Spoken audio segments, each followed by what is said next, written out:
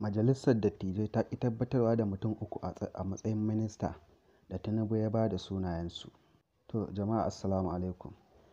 Satin da ya gabata ne dai Majalisar Dattijai ta tantance ministoci guda 48 da Tinubu ya miƙa sunayensu ga gaban majalisar.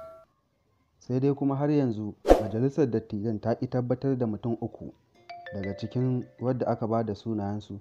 Mutum ukun kuwa su ne da Malam Nasiru El-Rufa'I tsohon gwamnan jihar Kaduna da kuma Ɗanladi Abubakar wani mutumi ne a jihar, sai kuma ta ukun tasu ita ce Stella Oteke ta jihar Benue. Su dai waɗannan mutane ukun Majalisar Dattijai ta ƙi ta tabbatar da su a matsayin minista da Tinubu ya aika da sunayensu.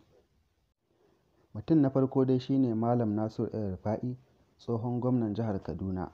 Shi dai Malam Nasiru El-Rufa'I majalisa ta tantance shi amma kuma har yanzu ba ta yi kwamfamin a matsayin minista ba saboda kalubalen da ke gabansa. Sun ce ya je can ya yi kiliyarin da hukumar EFCC, ICPC da kuma sauran hukumomin agency da suke neman shi.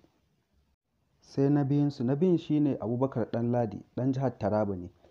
Abubakar Ɗanladi dai mutum ne da majalisa ta tantance amma kuma sun ce bai cika sharɗan da ake so ya gabatar ba.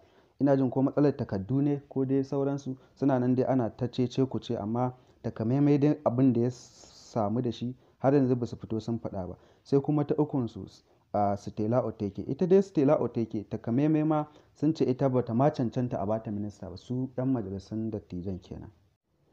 Haƙiƙanin gaskiya su dai wannan mutum uku suna cikin matsala saboda ana sa ran nan da sati mai zuwa ma za a iya tabbatar da kowane minista za a kai shi ministry ɗin shi zai fara aiki nan take. To su dai waɗannan mutum uku har yanzu dai suna nan ƙila waƙala, shin majalisa za ta bar su ne su huce ko dai sai sun cika sharɗan abubuwan da ake tuhumar su da shi.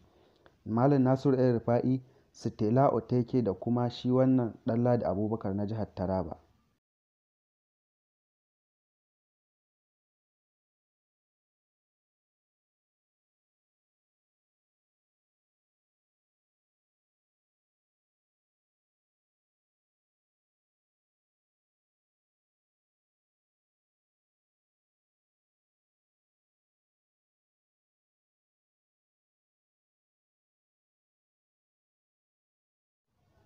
Nan gaba kuma za mu kawo muku ƙarashen labarin da yake wakana a Majalisar Dattijan Najeriya, insha Allahu.